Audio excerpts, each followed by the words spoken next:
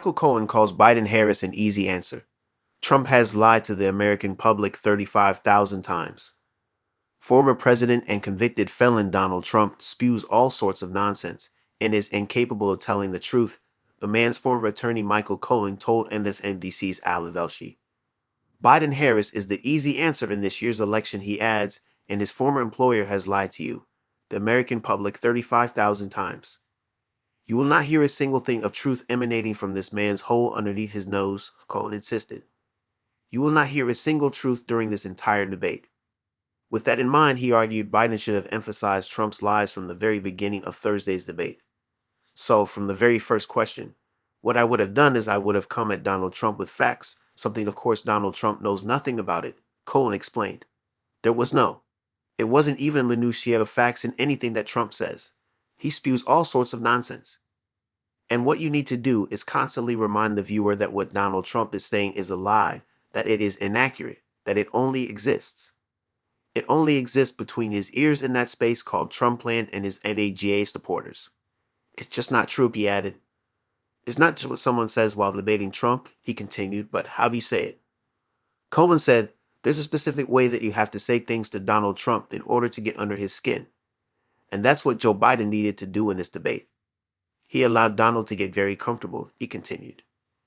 In fact, they didn't talk about the 34 criminal convictions until minute 45 of a 90-minute debate. I would have come straight out, and I would have started to talk about his criminal convictions. Host network CNN was heavily criticized for not fact-checking Trump's many bizarre claims throughout the debate, particularly after the former president insisted that Democrats back afterbirth abortion. Many viewers were incensed after moderator Jake Tapper failed to respond after Trump said, yes, doctors can take the life of the baby in the 9th month, and even after birth, because some states Democrats run take it after Earth again. The former governor of Virginia, so he's willing to, as we say, rip the baby out of the womb. As writer Charlotte Clymer put it, apparently debate moderator means a person who can read questions off a card and do absolutely no follow-up or fact-checking or accountability or context for voters. This is truly one of CNN's worst nights. Everyone involved in making decisions for it should feel embarrassed. Trump's lies didn't end and begin with afterbirth abortion. He also claimed to have been responsible for the best environmental numbers ever, despite having expanded offshore drilling, withdrawn from the Paris Climate Agreement, and authorized oil and gas leasing on the coastal plain of the Arctic National Wildlife Refuge, among other environmental blows.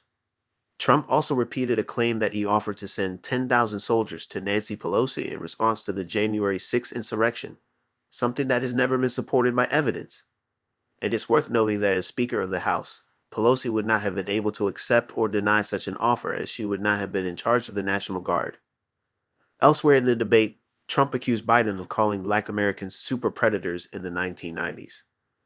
In fact, former Secretary of State Hillary Clinton used the term super predators in a 1996 speech given in support of the 1994 Violent Crime Control and Law Enforcement Act, but at no point in the speech did she specifically use the term to describe Black Americans.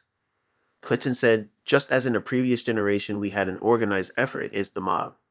We need to take these people on. They are often connected to big drug cartels. They are not just gangs of kids anymore. They are often the kinds of kids that are called super predators. No conscience, no empathy. We can talk about why they ended up that way, but first we have to bring them to heel. In 1997, Biden rejected the term super predators outright at a hearing. He said, in 1994, there were about 1.5 million juvenile delinquency cases. Less than 10% of those cases involved violent crimes. So when we talk about the juvenile justice system, we have to remember that most of the youth involved in the system are not the so-called super predators. Biden's Violent Crime Control and Law Enforcement Act has come under increased scrutiny in recent years in large part due to its contribution to the mass incarceration of Black men. Critics insist the bill led to increased arrests, more prison sentences, and heavier policing. At the time, Biden championed the bill as evidence that the Democratic Party could be tough on crime.